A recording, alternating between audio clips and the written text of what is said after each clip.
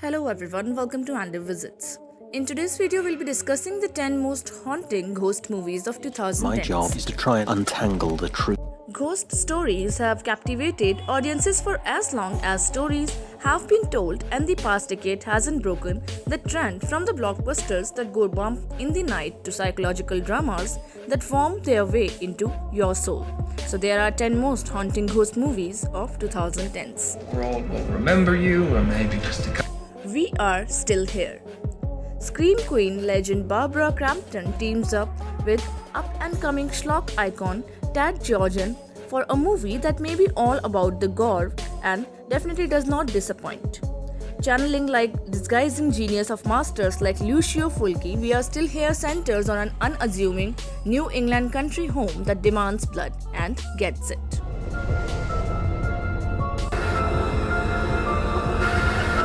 The Awakening.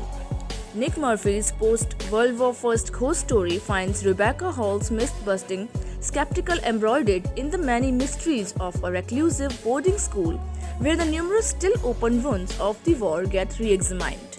The Awakening is a very stiff upper-lip haunted house yarn leading into a journey of twists and turns that doesn't skimp on the ghostly jump scares. The Awakening stands apart for the reasons that British period pieces always do, the performance. We have one that does.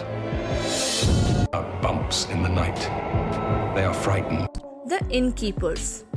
T. West supplants the English country manor for a rundown hotel in Connecticut, the sexually repressed school mom for a down-and-out millennial, and the results are quite unique. Though a little slicker than a movie like We Are Still Here, The Innkeepers is still all about how small its budget and how it works this to its advantage. Shot in real-life paranormal hotspot, the Yankee Peddler Inn, this is a movie for those horror lovers whose saviors the built up more than a payoff. Then people have reported seeing the ghost. I find some proof that My Little Mally really exists for this. Ghost stories. Maybe the most guilt-free fun you can have from being repetitively jump-scared throughout an entire movie. Jeremy Dyson and Andy Nyman's adaptation of their stage play of the same name is a dark and brooding series of campfire tales that never forgets to have a sense of humor. Ghost Stories is an anthology movie tied around a central character, and each segment finds bluntly effective ways to get genuine chills out of the startup that we have been hearing about since our first sleepover. Maria? The Woman in Black. Another take on the theatrical roots of the genre in Britain, The Woman in Black still has a lot of bang for your buck if screaming specters are your thing. It was the first big screen adaptation of Suzanne Hill's 1983 novel of the same name, but by no means its first appearance in a popular culture. The Woman in Black is a classic as haunted house movie came these days.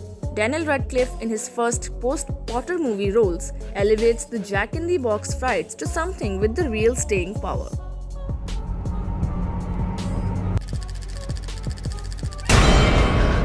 Over Your Dead Body.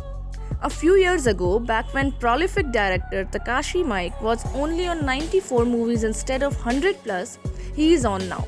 Over Your Body was released and mostly forgotten in the whirlwind for the director's outpost.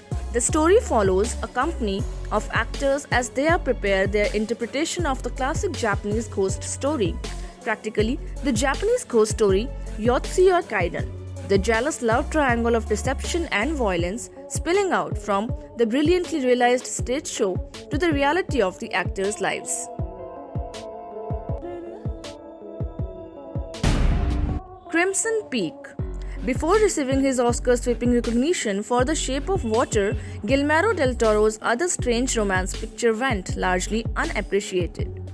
Crimson Peak goes a little too far past the point of homage even for Guillermo del Toro fans, and that hurts the movie. But underneath the overly predictable plot lies the same loving care that made all of the director's most acclaimed works.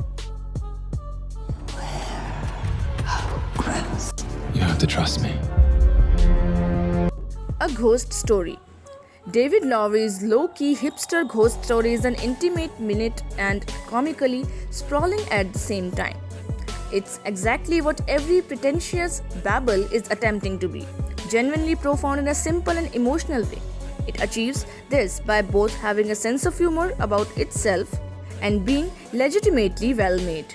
A ghost story taps into the heart of genre perfectly and reimagines the depths of love, loss, and memory into something strikingly contemporary but still restrained.